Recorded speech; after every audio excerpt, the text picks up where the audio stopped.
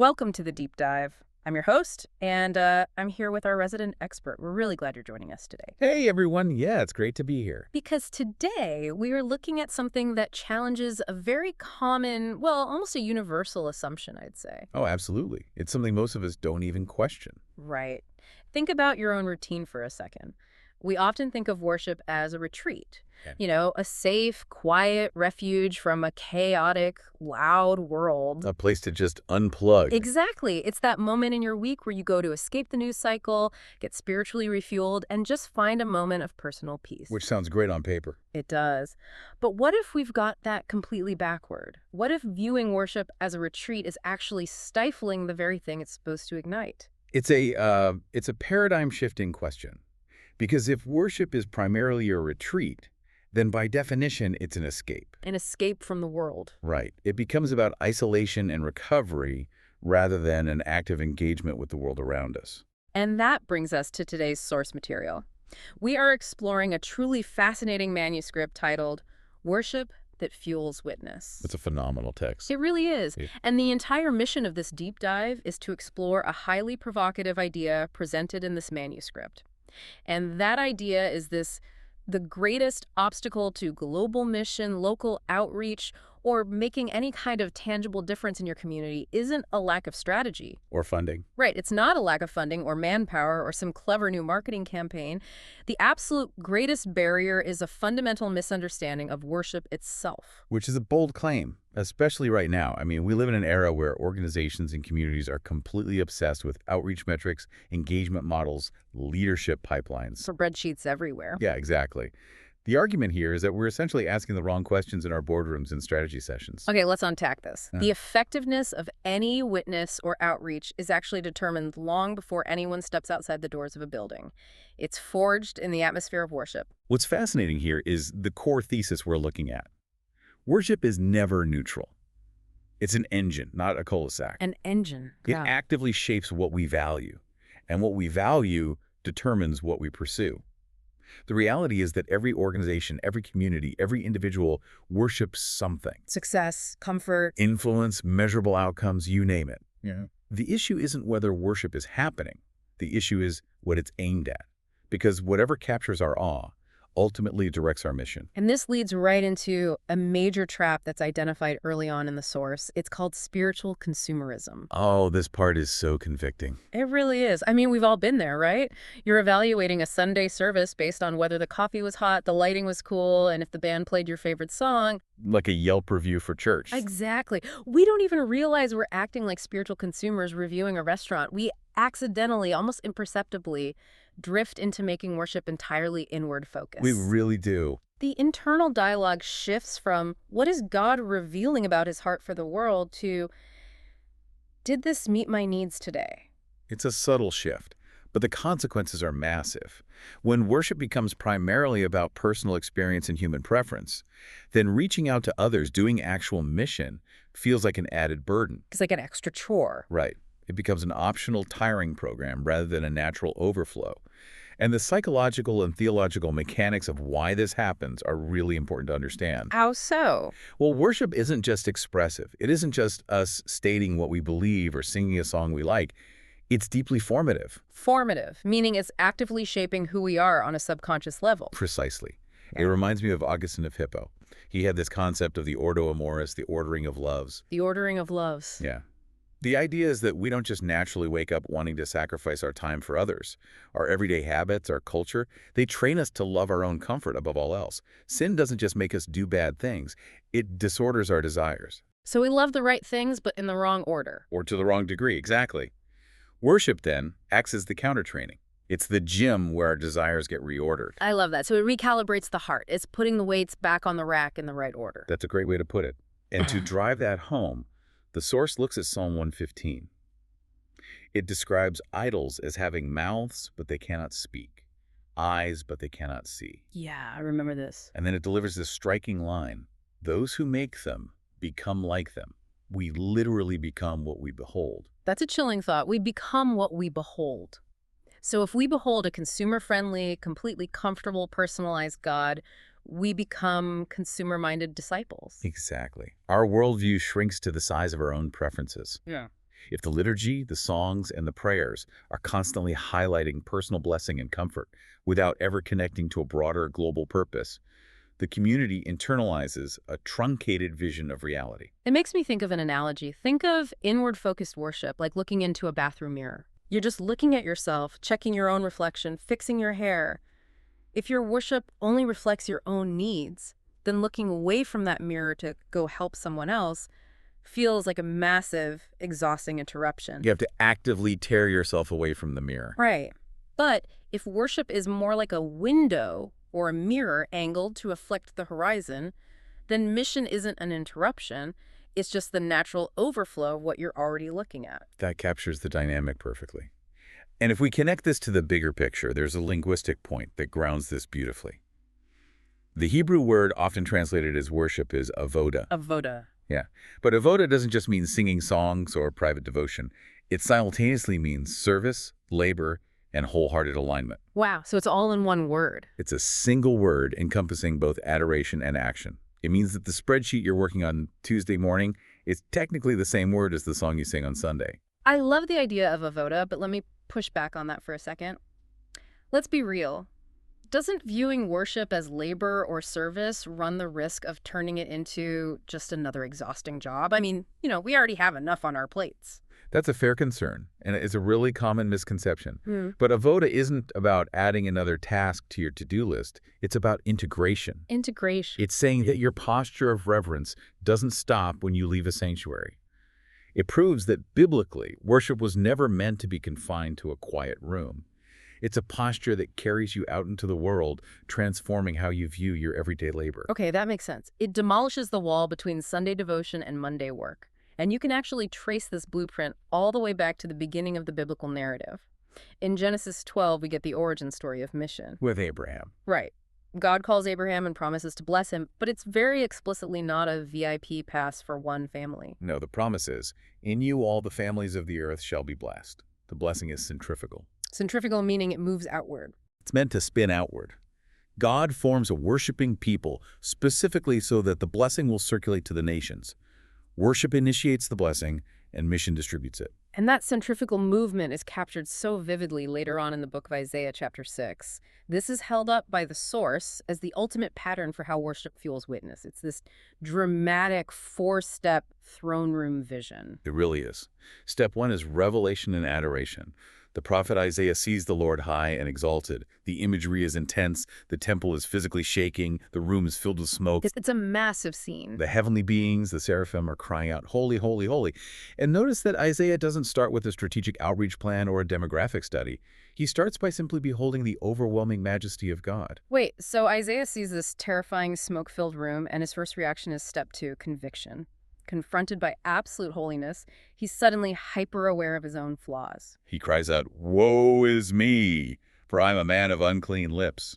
True worship always seems to expose human inadequacy, not to condemn us, but to strip away that human pride. You can't engage in authentic mission if you think you're the savior of the story. Exactly. But how does he get from that place of utter despair to actually volunteering for a massive mission? He gets there through step 3, which is cleansing. A seraph takes a live, burning coal from the altar and touches it to Isaiah's lips, atoning for his sin. Okay. God provides the purification necessary for the work ahead. It's grace that bridges the gap between his inadequacy and God's holiness. And that immediately leads to step 4, commission. God asks the open question, "Whom shall I send?" Here's where it gets really interesting, because Isaiah's response isn't hesitant. He doesn't say, well, let me check my calendar, or I guess I have to do this because you just saved my life and I owe you. He says, here am I, send me. And the original language adds so much depth to that eagerness. The Hebrew word Isaiah uses is hineni. Hineni. It translates to total availability, a complete and utter surrender. Isaiah isn't volunteering out of guilt. He isn't pressured into signing a volunteer sheet because no one else raised their hand. Right, there's no guilt trip. His willingness is the organic, inevitable fruit of beholding God's glory. The awe produces the availability. Awe produces availability. That's a fantastic distillation. And this rhythm goes from that ancient mountain right into the streets of the New Testament. Take the Great Commission in Matthew 28. Oh, this is a perfect example. This is the famous moment where Jesus says, go and make disciples of all nations. But there's a detail right before that command that almost everyone skips over. The text explicitly states, when they saw him, they worshipped him, and then he says, go. That sequencing is vital. It's not an accident. The Greek word used there for worship is proskuneo. Proskunir. It means bowing down, falling prostrate, a total submission to authority. By bowing low, the disciples are actually lifted into the mission. They're sending his birth directly out of their submission. That's beautiful. They bow in reverence, and in that act of bowing, they are aligned with Christ's authority to go to the ends of the earth. We see that same exact dynamic play out practically in the early church, too. Look at Acts chapter 13. It paints this amazing scene of the church in Antioch. Just picture it. They weren't sitting around a boardroom table looking at a whiteboard full of demographic data. Or debating marketing strategies for church planting, Right. The text says they were worshiping the Lord and fasting. which is a posture of profound receptivity. And it's in that exact posture that the Holy Spirit interrupts them and says, "Set apart for me Barnabas and Saul for the work to which I have called them." So mission was birthed in liturgy. Yes. The first intentional missionary journey of the early church didn't come from a brainstorming session. It was the direct, organic result of a community that was fully immersed in adoring God. They were just looking at God, and God said, great, now go look at the world. It's Yeah. incredible. And it all points toward a very specific endpoint, Yes, what's often referred to as the telos. the ultimate finish line. Exactly. It's like looking at the picture on the front of a jigsaw puzzle box so you know what all the scattered pieces are actually supposed to build. Revelation 7 paints that picture. A great multitude from every nation, tribe, people, and language standing before the throne, worshiping. This is the destination. As John Piper famously put it in the source material, missions exist because worship doesn't. Missions exist because worship doesn't. That completely flips the script. It does.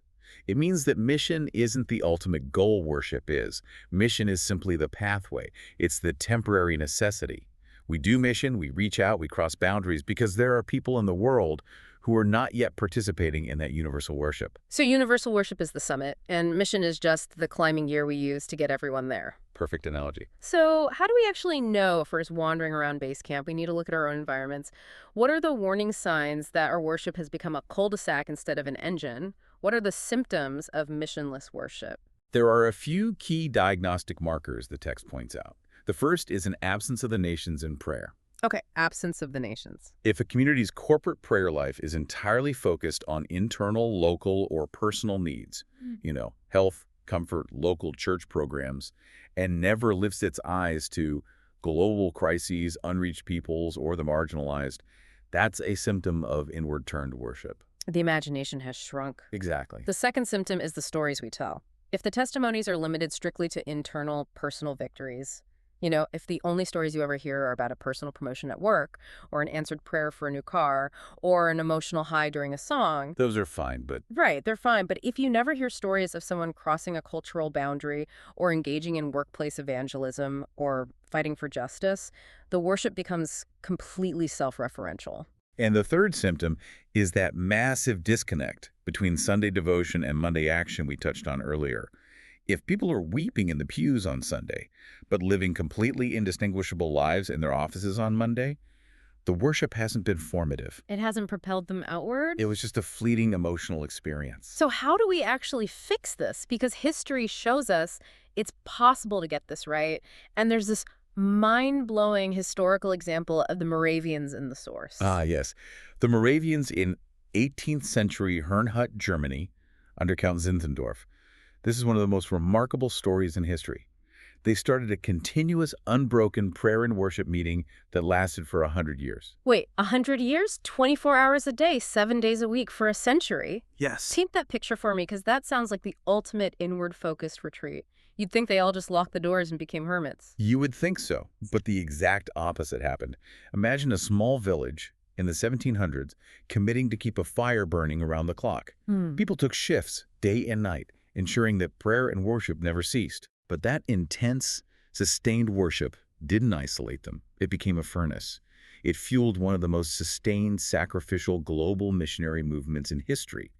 Out of that tiny, continuous prayer meeting, they launched ships. They sent people to the Caribbean, to Africa, to the Americas. Some even sold themselves into slavery just to reach enslaved populations with the gospel. They crossed oceans because the worship birthed an undeniable willingness to go.